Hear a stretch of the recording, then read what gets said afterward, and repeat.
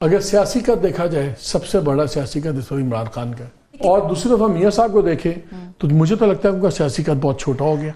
मियाँ साहब, मुझे ना, मैं कुछ दिन पहले कुछ इमेजेस देख रही थी, वाजपेयी साहब जब 99 में बस में बैठकर आए थे और मियाँ नवाज शरीफ साहब और वो मीनार पाकिस्तान के सामने खड़े होकर जो उन्होंने हाथ में लाया था, मतलब मियाँ साहब की उस वक्त उठान थी, वो अपने आप को एक रीजनल लीडर देख रहे थे। एक लार्जर पिक्चर में वो समझते थे कि हम बैठकर अमन करेंगे, कोई नोबेल प्राइज लेवल हम अचीव करेंगे। 40 साल बाद मुझे अफसोस के साथ कहना पड़े, नवाज शरीफ साहब जिस लेवल की मीटिंग्स अब चेयर कर रहे हैं वो काउंसलर, वो मेयर लाहौर के लेवल की हैं।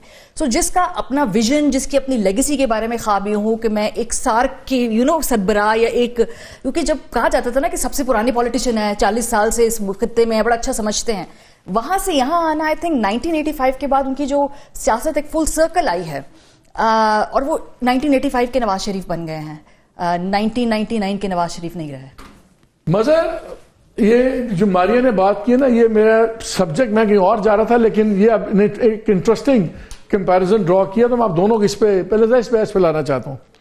हमने देखा इमरान खान की जितनी भी गलतियां हैं, चाहे वो पावर पॉलिटिक्स की हैं या पॉपुलर पॉलिटिक्स की हैं या सिंपल पॉलिटिक्स की हैं, इवन डिस्पाइट ऑल दैट आज वो सबसे पॉपुलर लीडर बैठे हुए, और हर एक को ये मसला पड़ा हुआ है कि क्या you can like you can't ignore him, establishment भी है तो यू कांट इग्नोर हिम। क्या नवाज शरीफ साहब का सियासी कद छोटा हो गया? मुझे ये बड़ा अजीब सा लगा था व्हेन आई सॉ हिम, जब मैंने टेलीविजन पे देखा वो को चेयर कर रहे हैं एक मीटिंग मरियम नवाज साहिबा के साथ, और उसको खैर अब तो क्रिटिसिज्म भी बहुत आ रहा है, लेकिन he look like a shadow of his past self.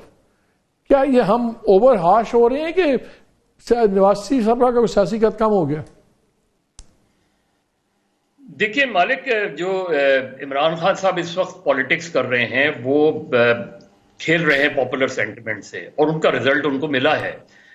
अगर इलेक्शन का रिजल्ट इससे ज़रा मुख्तलिफ होता, यानी ये नहीं कि हुकूमत किसने बनाई है, लेकिन जिस अंदाज में उनके बैक्ड इंडिपेंडेंट कैंडिडेट्स जीते हैं, उसने उनकी इस बात को और तक़वियत दी है कि मैं जो पॉलिटिक्स कर रहा हूं उसके साथ पब्लिक सेंटिमेंट्स जुड़ा हुआ है।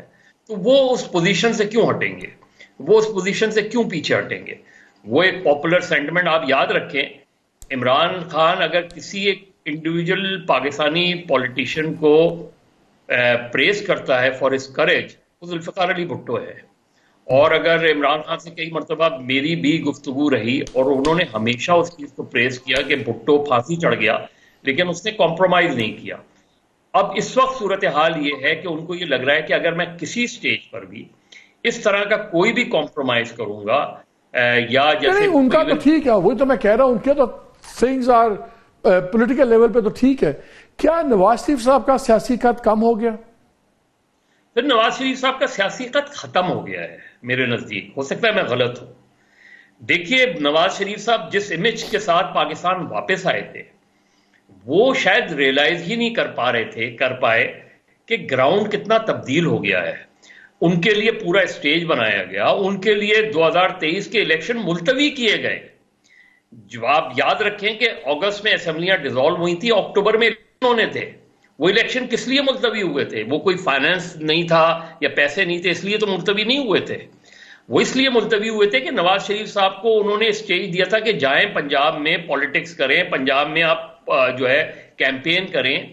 उनको बहुत जल्द अंदाजा हो गया कि चीजें बहुत बदल गई हैं 3.5-4 साल में। और वो मैं आपको दूं, मैं कोई 2-3 दिन के लिए अभी लाहौर गया था। यकीन जाने मैंने बहुत सी जगहों के कोई 100-150 लोगों से मिलाऊंगा, इससे ज्यादा नहीं मिलाऊंगा क्योंकि फंक्शन वगैरह थे उसमें। मुझे यकीन जाने मुझे एक मुस्लिम लीग नून का हिमायती नहीं मिला उसमें। हो सकता है मैं जाहिर 100 लोगों से मिलने से पीटीआई की इफ्तारियों में गए होंगे ना। नहीं, मैं तो कॉन्फ्रेंस वगैरह में उसमें वो नहीं। और मैं ये बात कह रहा हूं और मैं ये ऑन रिकॉर्ड भी कह रहा हूं, जो लोग थे उनमें से बेशुमार लोग मुस्लिम लीग नून के थे। और अगर कोई चैलेंज करेगा तो मैं उनको कोड भी कर दूंगा। और वो ये कह रहे थे कि हमने, और उन्होंने एक लॉजिक दी, उन्होंने कहा सीधी सी बात ये कि हम ये समझ रहे थे कि हमने, और वो चट्टा जहां से आमिर नासिर चट्टा और उनकी फैमिली लड़ी थी वहां से थे। उन्होंने ये बात की उन्होंने कहा कि देखिए हम ये समझे थे कि हम जल्द से जलूस करेंगे और उसके बाद हम एक रात पहले जाके सारे अपने उनको पर्चियां दे देंगे। हम जब वहां गए तो वहां पहले ही 3-4 दिन पहले पर्चियां दी जा चुकी थी और वहां जाके बाकायदा पीटीआई के वोटर और सपोर्टर ने हमें वोटर्स को बताया था कि जी ये हमारे कैंडिडेट हैं, इनका इलेक्शन सिंबल ये है। बाज लोगों ने ये कहा कि देखें उसके नीचे बिल्कुल उसी जैसा एक नाम भी होगा और वो होगा तो कंफ्यूज नहीं कीजिएगा। इस तरह काम हुआ था और उसके बकौल के सीधी सी बात ये कि हम बिल्कुल भी असेस नहीं कर पाए कि कितना तब्दील हो गया है वो। तो आप भी कहते हैं कि हम खत नए छोटा हो वोटर गया है। रीच नहीं कर- शहजाद, क्या ये दानिस्ता तौर पर किया गया है या इनऑर्डिनेटली हो गया है और बस सर्कमस्टांसेस में ऐसे हुआ है, या आप डिसएग्री करते हैं कि नहीं मियां साहब का कद भी उतना ही है, सियासी कद? बहुत शुक्रिया मालिक साहब। मालिक साहब, मैं तो इस थ्योरी पे बिलीव नहीं करता कि ये जानबूझ के किया गया है। ऑल्दो इसको प्रूव करने के लिए कुछ लोग बातें बताते हैं कि कितनी सीट्स का पहले ही उनको पता था इलेक्शन से, तो मेरे ख्याल में तो ये थ्योरीज ही हैं। कुछ ऐसा नजर नहीं आ रहा था इलेक्शन से पहले कि नवाज शरीफ साहब को माइनस कर दिया जाएगा। मतलब उनके ताल्लुकात एस्टैब्लिशमेंट से बहुत अच्छे हैं और जैसे भी मज़हर साहब ने कहा कि उनको तो पाकिस्तान बुलवाया गया और उनके लिए इलेक्शन को मुलतवी किया गया, ये सब एक्सरसाइज करने की जरूरत नहीं होती। लेकिन ये बात तो दुरुस्त है कि देखें, जो बदकिस्मती की बात है नवाज शरीफ साहब के लिए, जिन्होंने तकरीबन 45 साल तक पाकिस्तान की सियासत में सर्वाइव किया है और टॉप लेवल पे सर्वाइव किया है। यानी कि इस दौरान देखें ना क्या क्या हुआ। एक मरतबा फाइनेंस मिनिस्टर बने, 2 मरतबा चीफ मिनिस्टर बने, 3 दफा वजीर आजम बने। और सर्वाइव जब मैं कह रहा हूं उन्होंने किया, तो आप देखें कि कितने सारे आर्मी चीफ आए और गए, लेकिन नवाज शरीफ साहब सर्वाइव कर रहे थे। काकड़ साहब आए, करामत जनरल करामत थे, जनरल परवेज मुशर्रफ, जनरल राहिल शरीफ, जनरल बाजवा, और इसके बाद भी इस चीज की उम्मीद थी कि वो चौथी मरतबा वजीर आजम बनेंगे। लेकिन बदकिस्मती की बात यह कि जहां से उन्होंने अपनी सियासत का आगाज किया था, यानी कि एस्टैब्लिशमेंट की छतरी तले, वहीं पे वो अपने जो आखिरी सियासी जो उनका लेग है उसमें वो वहीं पे खड़े हुए हैं। और बीच में एक ऐसा बड़ा तवील पीरियड आया है जिसमें उन्होंने एंटी एस्टैब्लिशमेंट पॉलिटिक्स की है, जिसकी वजह से एक मरतबा हाईजैकिंग केस में उनको उम्र कैद की सजा हुई, उनको पनामा केस में 10 साल की सजा हुई, 2 मरतबा जिला वतन रहना पड़ा।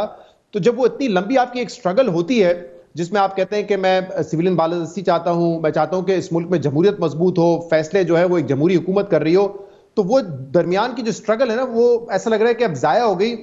आखिर में जिस तरीके से इन्होंने ये इलेक्शन में हिस्सा लिया और इसके बाद उसमें कामयाबी इनको मिली, तो ये मेरे ख्याल से अनफॉर्चुनेट बात उनके लिए ये है कि जहां से उन्होंने सियासी सफर शुरू किया था वो इख्तिताम भी ऐसा लग रहा है कि उन्हीं नोट